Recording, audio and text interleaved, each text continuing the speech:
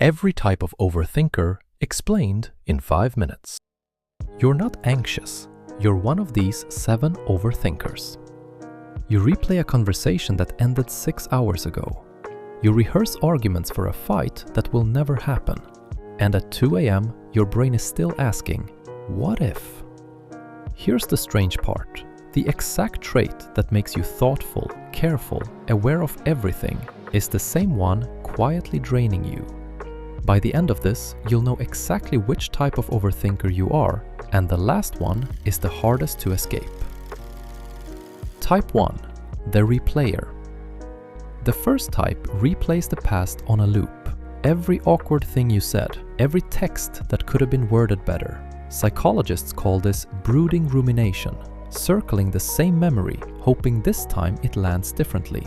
It never does. But your brain keeps rewinding because it thinks it's protecting you. Type 2. The forecaster. The second type doesn't live in the past. They live in every possible future. Research links this to a mind that's exceptional at pattern recognition, always scanning, always predicting.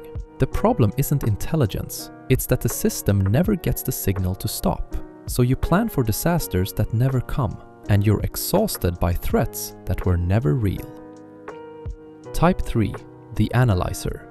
The third type turns every decision into a research project. Which choice is optimal? What are the variables? What am I missing? Here's the trap.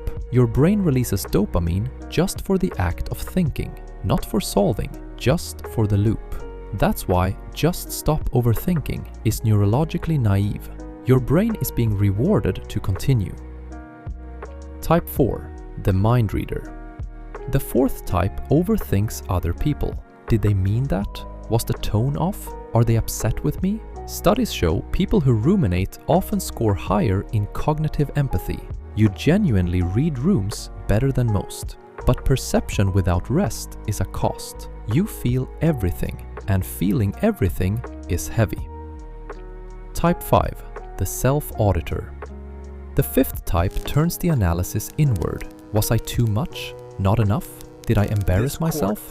This is the overthinker who lies awake auditing their own personality, line by line. Reflection can be a strength, but when it slides into self-attack, it stops being insight and becomes a courtroom where you're always guilty. Type 6. The silent spiral. The sixth type is the one nobody sees, because their overthinking looks like calm, composed on the outside, a storm underneath. This is the illusion of mental progress. The mind feels like it's solving something, but it's only looping. And because it feels productive, it's the hardest to notice and the hardest to stop. Type 7. The stuck starter. And the seventh type overthinks before anything even begins. The plan has to be perfect. The timing has to be right. The first step has to be certain. So they wait and prepare and research. And the idea slowly dies in the waiting room of a mind that only wanted it to go well.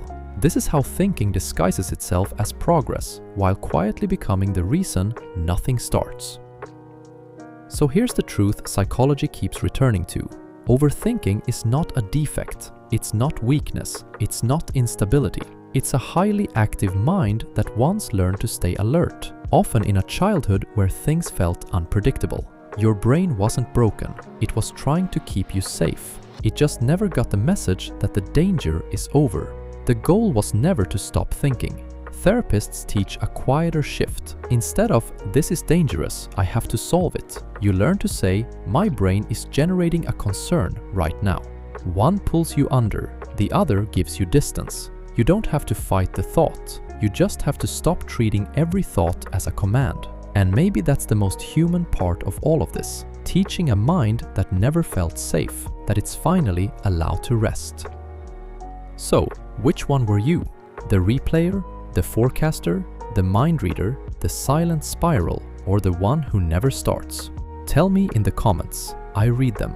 And if your mind still won't switch off at night, there's a reason it learned to stay awake. That's the one we're breaking down next.